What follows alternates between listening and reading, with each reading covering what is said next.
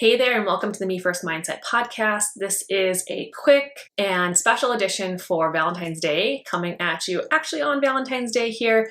And I wanted to just do a solo cast and talk with you guys about the idea of what is love, because we're real confused about what love is. And we don't have the whole picture. Maybe we can never have the whole picture, but let's talk a little bit about what love is, what it's not, how to use it, how to define it for yourself, and how to accept the love that you deserve, and how to drop into love as an energy and as a frequency. That's a lot. I can't wait for you guys to dig into this experience with me and to come with your mind open to new possibilities. Some of this might not be very comfortable for you. It might be a little different, a little out there, a little bit exaggerated in your opinion, and that's okay. What I'm asking for you to do right now is to meet it where you are.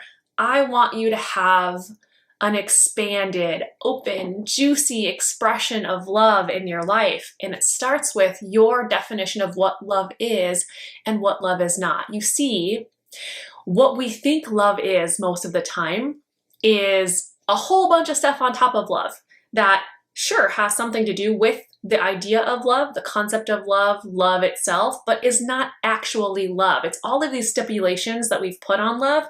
In order for me to feel loved, it has to be like this. I won't accept it unless it's like that. And really, love is so much simpler than that.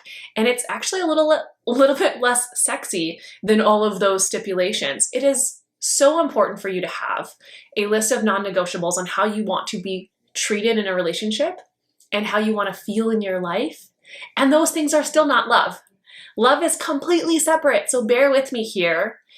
Come to this, arrive in this conversation with curiosity so that we can have an open discussion and dialogue about what love really is at the core of everything, at the heart. If we boil it all down, what is love? I'd love to hear your thoughts on what you think love is, and if this resonates for you, or what comes up for you as you're hearing this. There's no wrong answers. Just playing with the idea of how can I best serve myself first and people in my life after by having a more robust and attuned concept of love. To start, I want you to close your eyes. I want you to wiggle in your chair a little bit. I want you to minimize distractions. If you're listening to this on the road or something like that, maybe bookmark it. Come back when you have time to expand your capacity for consciousness on love energy. And if you're with me, I want you to drop in, be here, open your mind, have capacity for new ideas. Breathe it in. Breathe it out. All right. Let's start with a hard thing. What love isn't. If you are new to this channel, I talk a lot about relationships and attachment. And that ends up being one of the primary ways that we experience love in our culture. When we say, I love you, what we really mean is, can I get something from you? Love ends up having this stipulation. If you are going to love me, it must look like this. If I am going to love you, it must look like that. And so we have this layer of action and intention around love that, again, really isn't love itself. It's just the implication of what we think love should mean outside of what love is. And so let's start with talking about what attachment feels like with love. Imagine attachment is the experience of love. And imagine love is the energy of life. So let's talk about energy as a fire. So in life, we need warmth in order to survive. If we were in the nuclear holocaust or in the ice age, we would die because it's too cold for our bodies. And energy works that way. When we have energy in our body, we have vitality and we thrive. Love is a source of energy, sort of like fire is a source of heat. So we must learn how to attach to energy, the energy of the heat of the fire of love in a way that serves us. Okay, so we're cavemen and we spark this fire and we are sitting next to the fire. If I, in this moment, recognize the vitality of the fire, of the love energy, and I am like, I cannot get enough of this. I've got to go full in. I have to just be a part of it. And I jump in, my body goes into the fire. I am going to be engulfed. And the feeling of being engulfed, of being in the fire, of being consumed is the energy of attachment. I want to be burned. I want to be passionate. I want to be engulfed. That can be, it is a part of love. But when we work with love in that way, it's anxious attachment. And when we demand the people in our lives to engulf us, to burn us, to become us in that fire, we're demanding the energy of insecure attachment in anxiety, anxious attachment.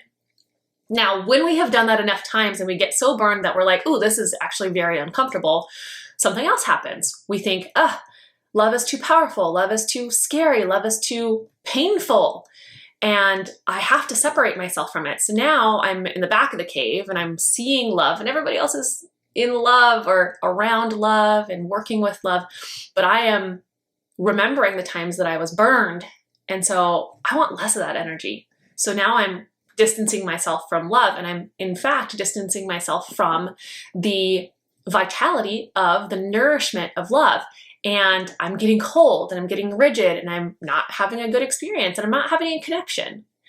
And that becomes the avoidance, the energy of avoidance. If I'm demanding that other people come out of love in order to be with me, or if I'm demanding space from love in my relationships because I'm no longer tolerating the warmth of love, then that is avoidant energy. That's holding on too loosely when in fact in the beginning we were holding on too tightly. And there's got to be a middle ground here.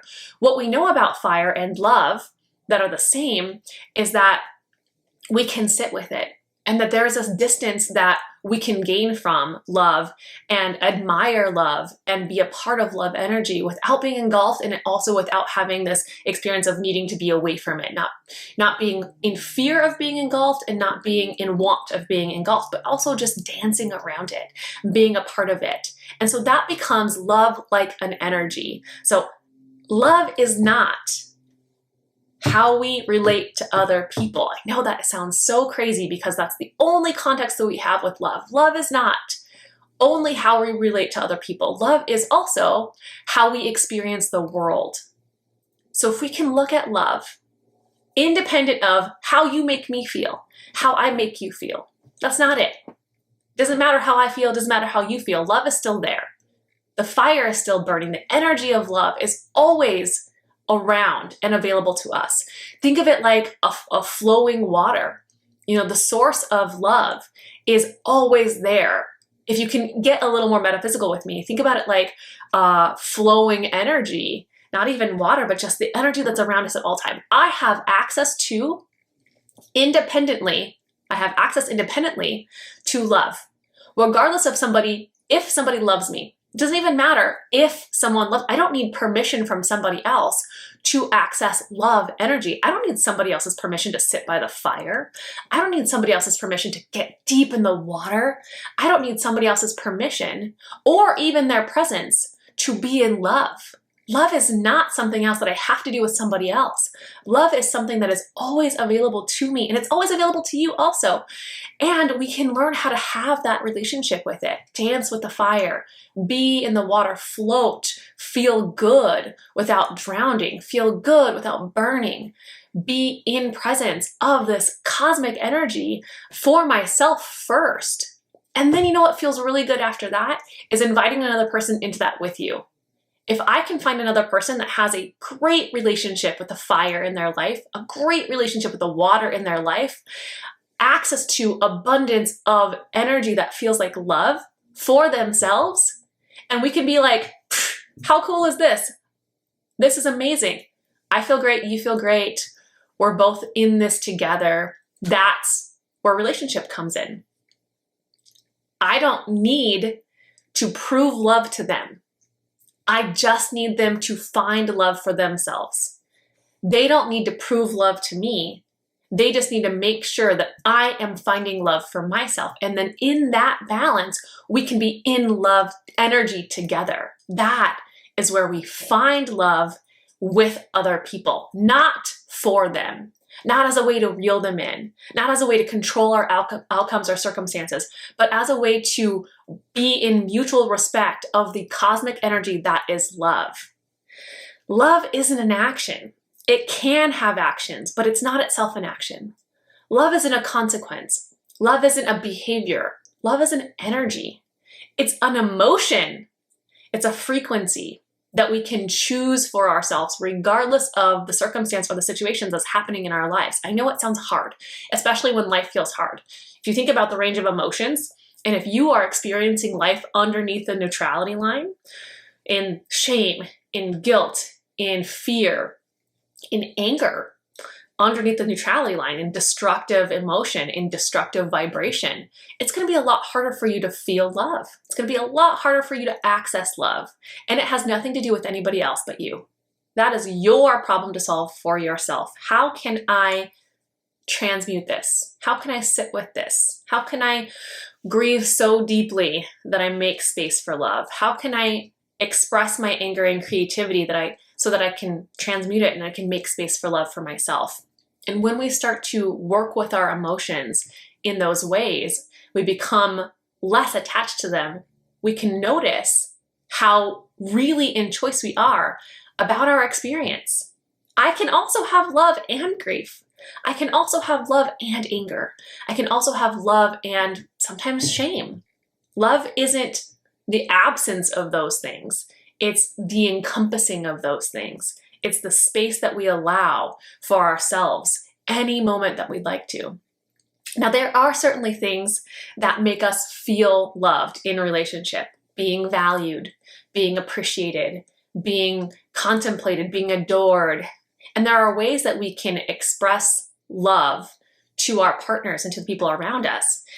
And that really isn't necessarily to show them that we love them, but to show them that we are connected to the source of love and that we can work with that with them.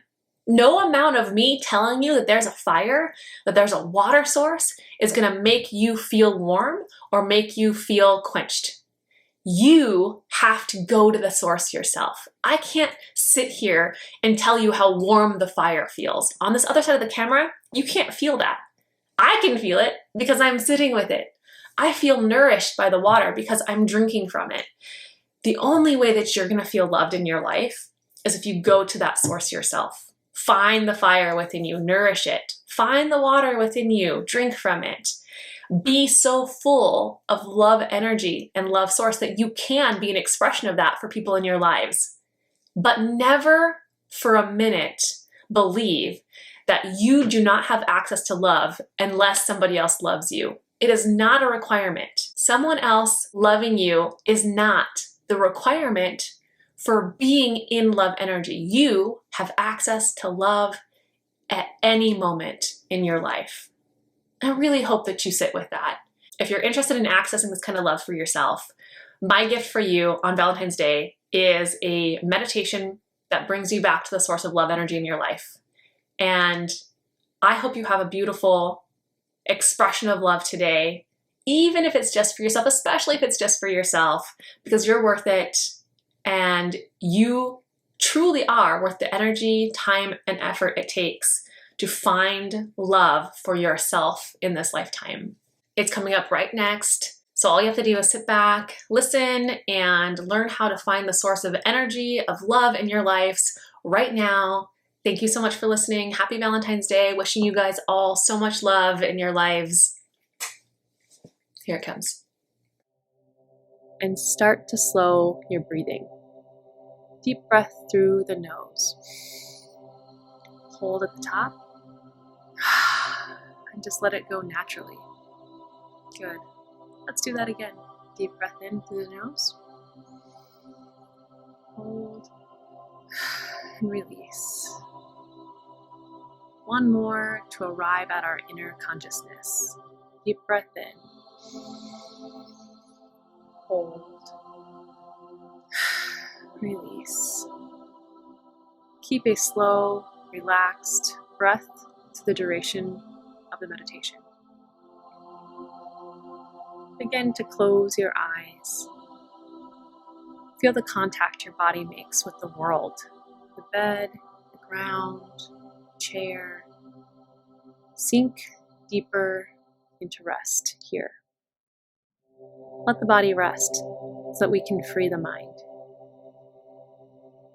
With your eyes closed, notice that somewhere above you, there's an iridescent river made of energy. You sense that it's flowing, peaceful, warm, and made from a feeling of being incredibly loved. What would it be like to fully immerse in that river, to sink in, bathe in, and drink from a wellspring of pure love? It's enticing, and it's available to you. In order to get there, all we have to do is tune our energy into that vibration. We can do that now together.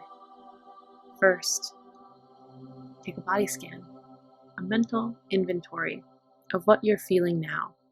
Send your awareness to your body. Notice how heavy and muddy feelings like fear, anxiety, disappointment, shame, worry, or doubt feel. These are lower vibrations that make us feel small and incapable. In order to reach that river, we have to shed them, at least for a little while, as we practice tapping into love. Sitting in our bodies, let's go up one level from these heavy feelings into a feeling with a little bit more movement. Come with me into anger. Can you feel anger for your experience with me right now? Maybe it's anger for feeling sad as often as you do. Anger for not feeling better by now. Anger for whatever part of the process it is.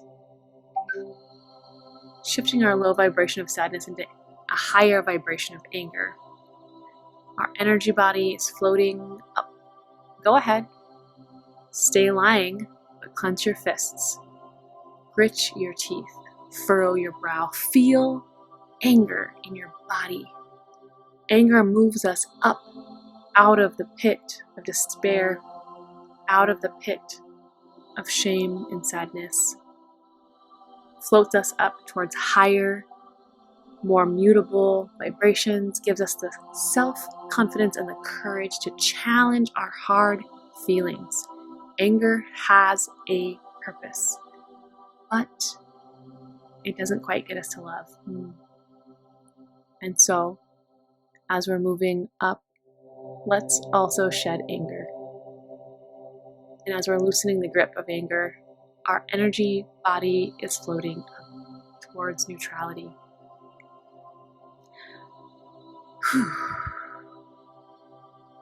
We unclench our fists, relax our face, drop our shoulders, deep breath. We're floating up. Let the anger fall away. Choose to allow it to peel off as we arrive at neutral. Not happy, not sad, not angry, just nothing. It feels like relief, weightless. Deep breath. Breathe in the feeling of weightlessness here. Yes. And let the next breath free you from the neutrality as we continue to float up into our emotions, into gratitude. Gratitude for the weightlessness, gratitude for the neutrality after anger, for the break from suffering that we are experiencing. As soon as we feel into gratitude, our energy body lifts us up past the line of neutrality point. into the realm of a higher vibrational energy that we consider good feelings. It does feel good to be grateful. I am grateful for this time I am spending with myself. I am grateful for the ability to choose my own emotions, to move my emotions, to choose my own experience of life. Gratitude overwhelms me. I am grateful for the possibilities in my future and all the love that I have not yet experienced, which is waiting to embrace me. The next breath moves us up into hopeful willingness. This is just above gratitude. The feeling is ripe with intention. I am feeling an inner sense of knowing that things are working out for me. Hopeful willingness feels like trust mixed with anticipation of the greatness that is coming. We are just under the river of love here. We can smell the fresh energy of the river on the breeze. Deep breath. Sigh it out. Deep breath again. Build the willingness into anticipation.